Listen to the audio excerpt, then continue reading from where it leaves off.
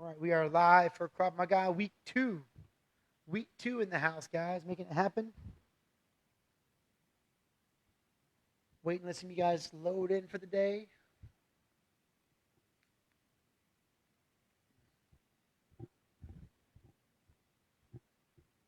All right.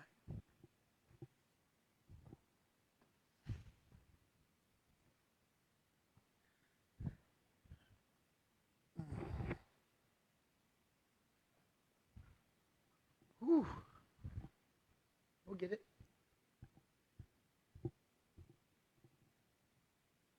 We're starting at 4:30 on the dot, so we'll have a good time with it. Ready to play in a moment. 30 seconds, we'll start. Letting somebody load in for the day. That's okay. We'll be all right today. All right. 15 seconds, we'll get things moving for the day. Got to start on time, end on time now. I got Ninja Tricks following me at 5:30 or 5 o'clock. So make it count. All right, let's do it. Here we go. And come on out with me. At least you're here today. Ready to rock and roll? All right. Tune into YouTube, I guess, and see where it's at. We're going to go through week 2 today for you all. Week 2, day 1. So we'll be covering your high clinch work real heavy today. We're at a couple different combatives in. Got a neat fatigue drill I'm going to put my wife through. It would be fun to do. And then our new defense is the lapel shirt grab defense. Lots of combative work to add into that defense work for you. So come together and get loose. Good neck rolls first. Get loose.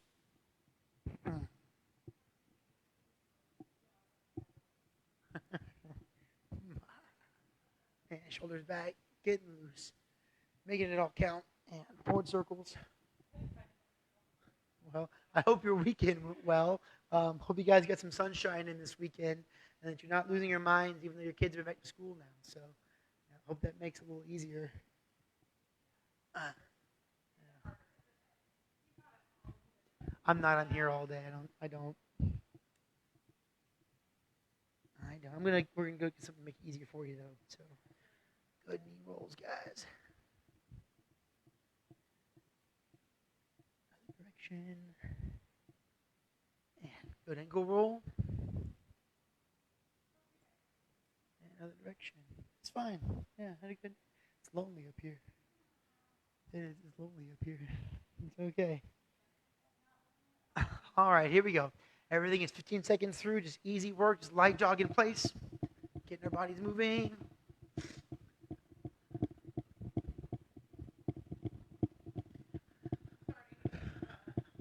From the high knees, that's what we're doing.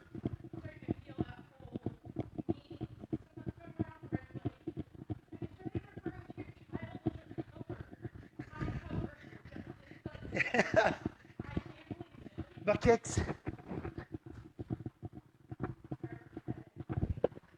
She's your coworker. That's funny.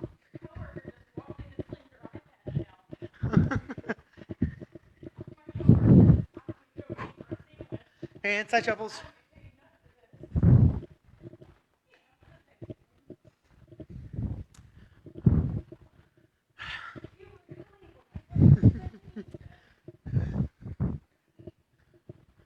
And jog in place.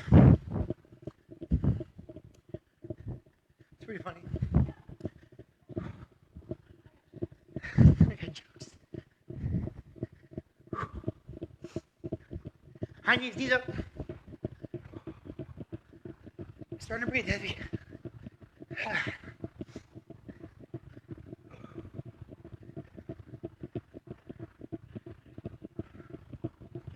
And butt kicks.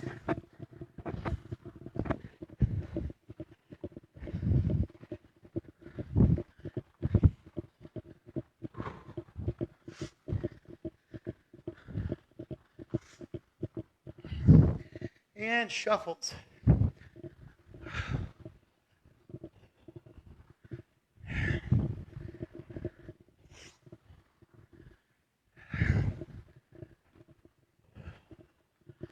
Okay, time. Shoulder tags. All right. And go.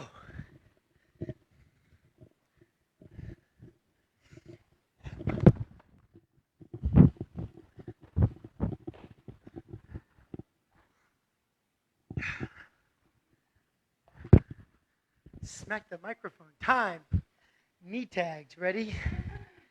And go.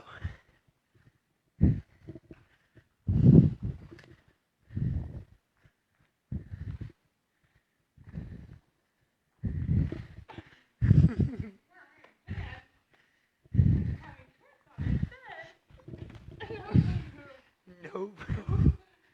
Time. I will do one more. Shoulders and knees. Ready? Go. Okay.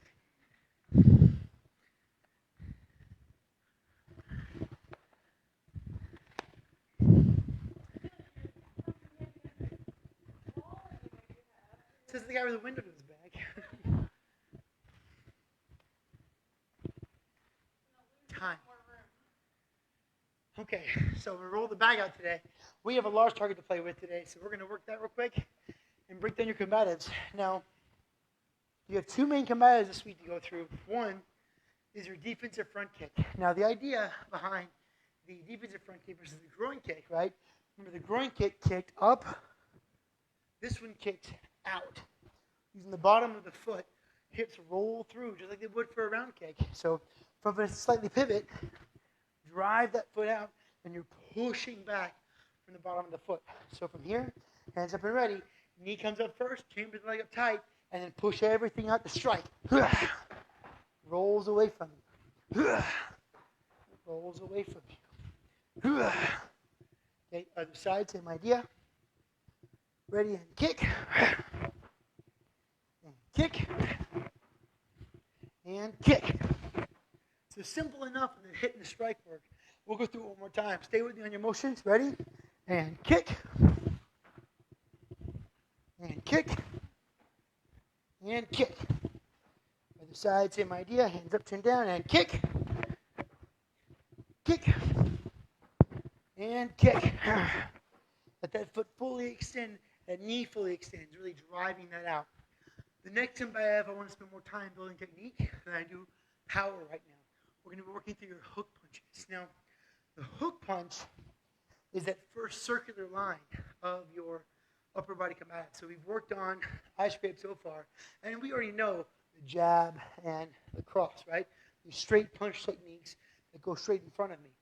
The hook punch comes from around. Now, a couple things are key here. Number one, I want to make sure that I'm still staying true to my center line, right? So I'm not going to hook punch way over here. There's nothing over here to strike to. I'm going to strike to what's in front of me. So it comes in and lines in front of me. The mechanics are simple enough. It breaks down in three parts. Step one, it's three different 90 degrees. Okay, so my hands are ready. I'm going to use my front hand first. So see the front hand. Okay, on my front hand, I'm going to break this elbow down. This is important. Just break that elbow 90 degrees and bring it down. Step two, I'm going to bring the elbow up and level with the shoulder. Okay, that's my second 90. So first 90 is at the elbow. Second 90 is at the shoulder. So I've got two 90s happening. The third 90 is the front foot. Turns 90, and the hip that's now facing square pulls 90 degrees off. So I'm up, and I turn 90 degrees off, and then back. That's a common misconception with the hook punch. We think it's all arm, and really it's all shoulder and hip. So everything stays real close and tight, think like a rubber band. I pull tension here at the lower body, and the upper body plays catch up. So 1, 2, that whip that hip, and that hand follows. So again, it breaks 90, it lifts 90, and it turns 90. And then right back to the head. One more time. 1, 2, 3. Now we're going to eliminate that drop. Just as you pick the arm up, go ahead and find the 90 in the elbow. So ready, everything's up, turn, okay? Now try to make it one smooth technique. Ready? And go. 1, go, 1, go, 1. Keep your shoulders up. Go, 1, go, 1. That front foot. Now the back foot's the same idea. It gets a little bit trickier, okay? Because I've still got to bring the hip forward. So there may be a point in time when that back foot might slightly drag. If you can see it, it's a slight drag on the floor, almost like a skipping. Skip as it comes across the floor and then again resets back. So same concept. It breaks, it lifts, and it turns. Okay. Again, breaks, lifts, turns. Okay, just go to lift, turn, and go. Go. Go. Go. Okay, so we got my front hand again. Ready? Go. Go. Go. And back hand. Go. Go. Go. Okay, let's look at the target real quick. Now, what I've got here on my large target, again, that's the true center line. So when I throw my target to the air, right, you notice it stops right in the middle of my line. I'm not coming way over here. I'm not reaching way out here for it. It's just pop in and close, right? So on my heavy bag, same idea here, okay? I'm going to stop right in that line of the contact. So I'm going to make this contact here. It bites out and hugs right back. So I'm not making this big motion, okay? It's just that around bite. So my straight punches, right? And then my hook. And right back. Contact, back. Contact, back. On the backhand, same idea. And right back. So it bites out, makes its contact, and it comes right back to the head. So we're working both sides. 1, 2, 3, 4, 5. Okay, so hands up again, ready with me. Working each hand. Ready? And front hand first. 1, 2, 3, 4, 5, all the way to 10. 6, 7, pull the toes. 8, 9, 10. The last thing I want to talk about, you'll notice that my hands and Coach Hamill's hands, they're slightly different on that rotation. She likes that nice flat hand on that hook punch. I'm a much bigger fan of that wide hand hook punch. Which one's right? They're both good. Okay, they both got their nice purpose. They both make good contact with the big knuckles. I think it's more stable, personally, for me to have that up and down contact. She thinks it's more stable and feels more stable hitting with the inside line of the knuckles there. They're both good. What you don't want is a half commitment. Right? I don't want to be half committed or half cocked. I want to be full vertical or full horizontal. They're both good and they both serve purpose. It's just whatever one works best for you. Whichever one you have, though, stick with it and commit to it so you get good at it, okay? All right, you ready for it? Okay. This is the fatigue drill that I promised you guys, and we're going to go through it today, and you're welcome. Now, here's your challenge. If you have something at home, feel free to stay with one of us. You pick one of us to stay with, okay? Here's the drill for this week. We're going to start first. Brittany's going to stay in here. She's going to hit the heavy bag, working those hook punches. I'm going to drop down. I'm going to do 5 quick push-ups, and then I'm back up. The moment I hit the bag for my hook punches, she's down for her 5 push-ups and back up. She's back up. I go down. I'm back up. She goes down. We'll do this for a whole minute. Keep the hands tight. Keep the hands tight. Big, fast contact. Okay. All right. You're going to make it good. You got 5 seconds. We're going to start. I'm going to go down. She's going to go high. And on your mark, get set, and go. We're on. That's 1, 2, 3, 4, 5. I'm up. Ha, ha, ha, ha, ha, ha, ha, ha, ha, ha, ha. Hit the bag. That's it. Here we go. 1, 2, 3, 4, 5. I'm up. Ha, ha, ha, ha, ha, ha, ha, ha, ha. And I'm down. 1, 2, 3, 4, 5. And I'm up. Ha, ha, ha, ha, ha, ha, ha, ha, and I'm down. 1, 2, 3, 4, 5, and I'm up.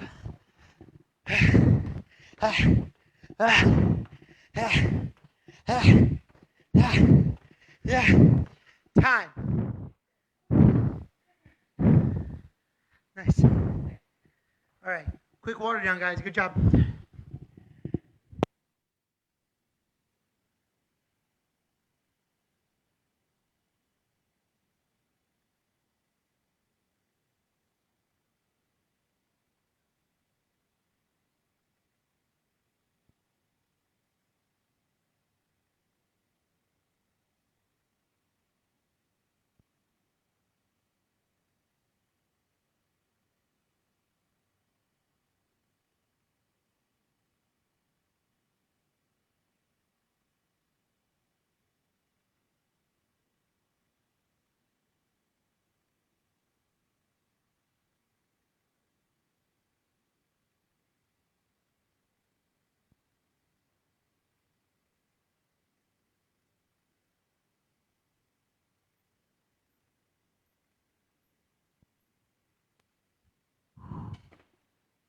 Okay, guys, good water break. Sydney watching, Dayton's here. Hey, Terry. Hey, friends. I got Kara here. Jenny here. Heidi Price is watching. Hey, Heidi. Haven't heard from you in a long time. Hope you guys are doing good up there. Congratulations on buying your new house, Heidi. In. I got Caroline in. Mr. Bruno's watching too. So, all right, guys, here we go. So we're going to shift modes for you guys now into your defensive tactic. Now, what I'm going to do is take 5 minutes and just explain to you the major functions behind the high clinch, the underhook, and really the overhook. We're going to leave the wrist control alone right now. It's only week 2. We'll be fitting that in later on in the cycle. So the idea and the function here is when the take that off. Yeah, go ahead and turn it off too so it doesn't get feedback. The idea and function here is when I get ready to go into the high clinch, that there's several things that have to happen. One, I want to make sure when I go to get the high clinch that I feed the hands. Come closer to the camera. Excellent. Okay. I want to feed the hands at the base of the skull, and then I want to take the forehead and bring the forehead high into the chest line. Okay, enough where I can wrap the hands tight, wrap the arms tight, bring the head in, and squeeze everything down. I don't want to bring the hands too tight to the chest because now my chin is forward. Okay, she hits me in the chin, the face. That's a bad place to be. If she gets the top of the head placed in, she can dip down and then escape, right?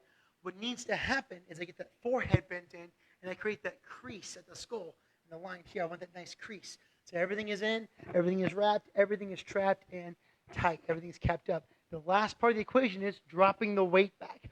Really getting that good dip out of the weight. We'll come back to the floor. So from here, back of the head, forehead in, arms trapped, chin down, weight drops. This is important. From here, I can push, I can pull, I can turn by turning the elbows and head and then dragging the body around. That's crucial. Even my smaller guys like Jenny, right, and Terry, you guys are much tinier. Being able to still move and maneuver them around you goes a long way. So this head control is important because if you remember from our principles conversation we had last week, that 2-part phase, you inflict pain and disrupt balance. And that's all part of the same equation. So from here again, grabbing high and tight, bringing it in, dropping the weight. Okay, I can push, I can pull, I can be combative, right? I can engage from here. I can disengage anytime. I can move for a takedown anytime. I have those options. That's your high clinch, that first phase of eliminating their posture, which takes them off their balance. The second side is now we get into the bread and butter, okay? So now we're going to get into the underhook and the overhook. From the underhook, what's going to happen is I'm going to pick my favorite side. Okay, in this case, I'm going to go left side first, okay? I'm going to transition the arm from the head underneath and pull 2. I want to eliminate as much air as possible, okay? Taking my top hand, I'm going to rotate the hand back of the head. I'm going to bring my right side foot, so whatever hand's still on the head, that foot, in this case right now it's my right, steps back and away. Now, this is what I look like here. High side foot is back, hand at the back of the head, locked into the shoulder, body in close. Let me just transition a little bit. So now you see the look here with the hand and body here. From here I can be combative, I can kick, I can work, give me a little more resistance. There you go, push up a little bit. Just get a little bit of look and work with. Good. I'm like I'm playing with a limp noodle here. Okay. There's a strike. There's a strike. There's a strike, and I can disengage from that point. Some key important parts here. I want to make sure that I get that nice lock in the shoulder. Driving that shoulder up creates pressure in the shoulder. She goes to stand up. It's not going to be the same. I have that additional strength. Likewise, because my arm's extended right now, it's going to be a lot of shoulders and upper body. If she begins to win this fight and works to stand up, okay, she wins once she gets past a certain point. So right here, I can extend away. As she stands, I get closer. Bring the body in much tighter. So she stands now, and now I'm hooked in. So now we're playing chest and back, right, which is, of course, up here. I can strike again and get right back on top. The lower the head is, the more effective your defense work is going to be. Whew, how you doing? Upside down, blue tool. Okay. Here's the idea behind this. As you're working that mechanic, again, the lower the head is, the better. Okay. But also keep in mind that there will be a time in this defense where your opponent, your assailant, is going to be able to counteract this mechanic. Your high clinch work, your underhook work, all of this control work is just that. It's a momentary control. You're not going to be able to get full hands-on and full control and just hold them for 2 minutes banging on them. You're going to get 3 to 6 seconds worth. But the reality is, how much time do you really need to be combative to hit and get away? 3 to 6 seconds, right? You're not going to get a whole lot of time because they're going to eventually get some form of advantage to win. So you get them in, get them out of line, hit them a couple of times, and the most important part of all this is to disengage. Now, I know I said overhook, but I think we're going to stick with a high clinch and underhook today. Let's go through it one more time. I'm just going to flow a couple times and just talk while I'm flowing. So from the high clinch again, hands, forehead, arms, and drop. Okay, I can push and work, feed the hand. There's my feet off, strike. Strike, she goes to stand up. Don't let her. Get back into control and stands up again. Don't let her. Okay, jam up the chest and body. Get her back down. Keep striking.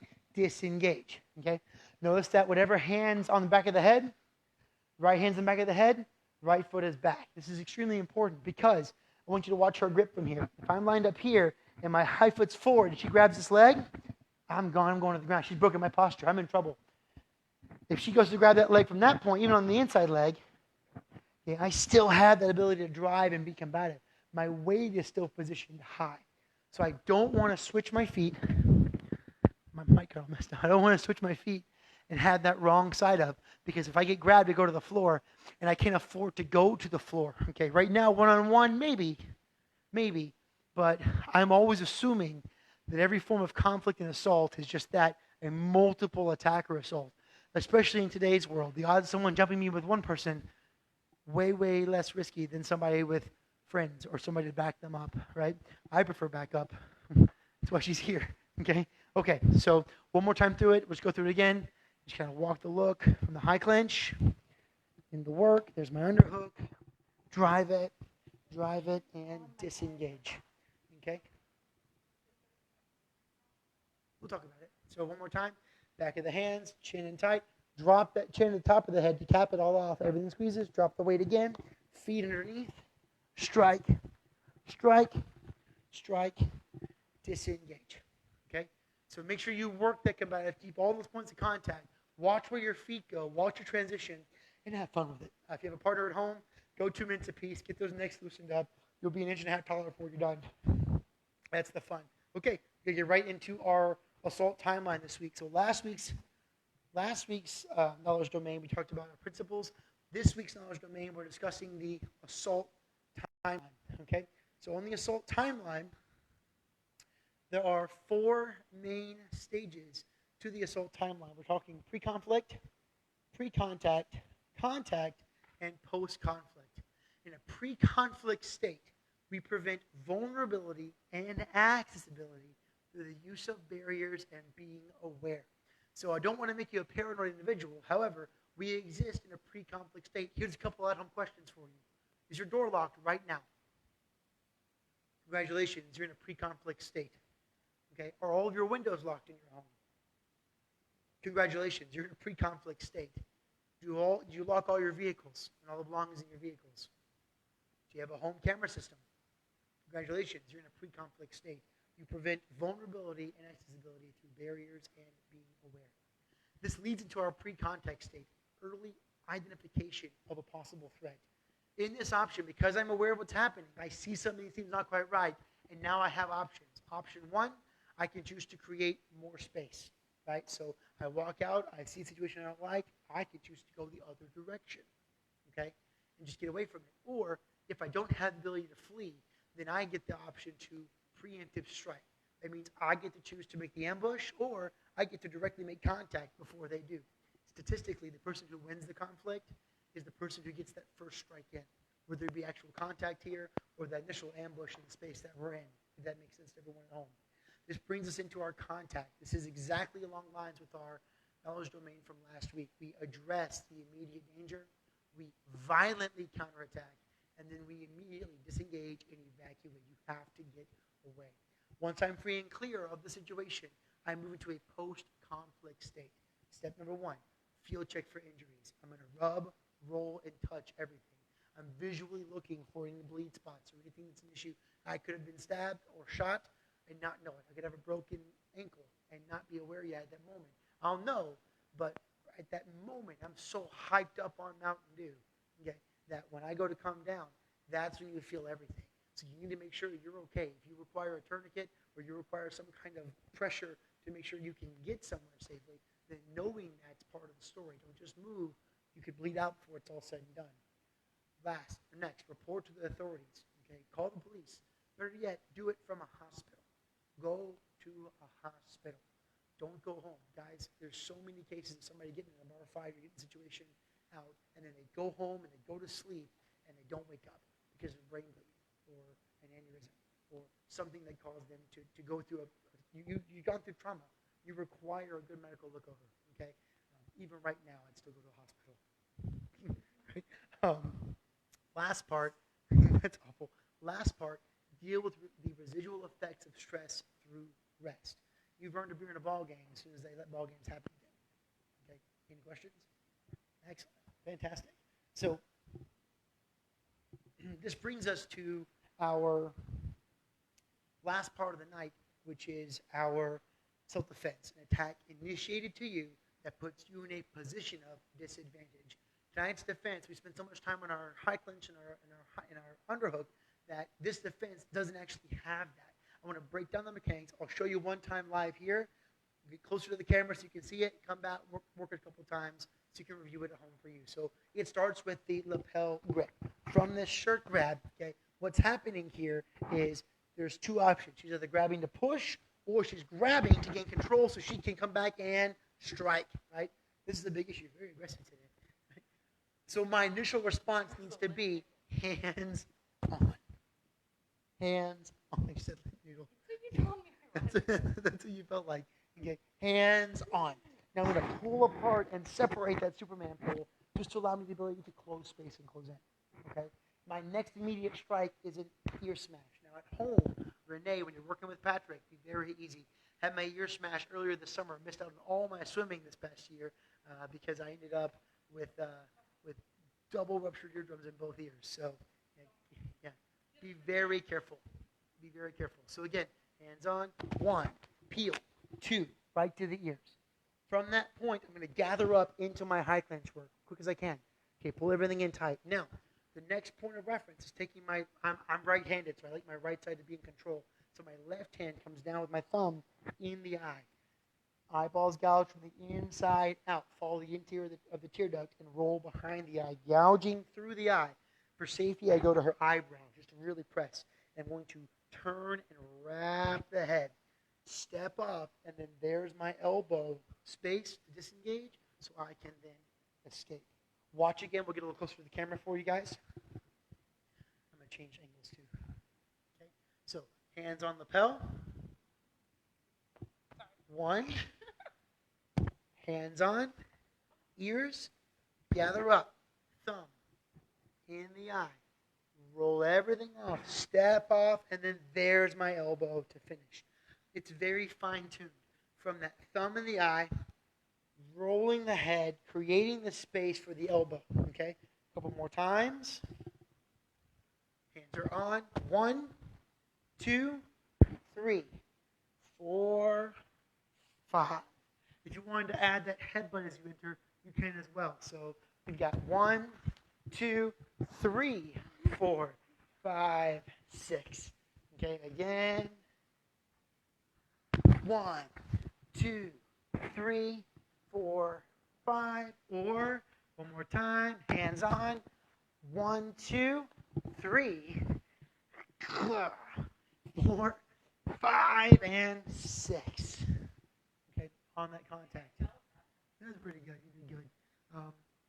So that's your defense for the week. Lapel, ears, gather up, thumb in the eye, step off, and elbow to finish. This is your lapel grab. This is your week 2, day 1. Thanks, Coach Helen, for tuning in with us today. Thank you all for tuning in with us today. Practice hard. We'll see you back Wednesday for more. Kicking guys, come together and get out. Good night. Thank you very much, Krav Maga.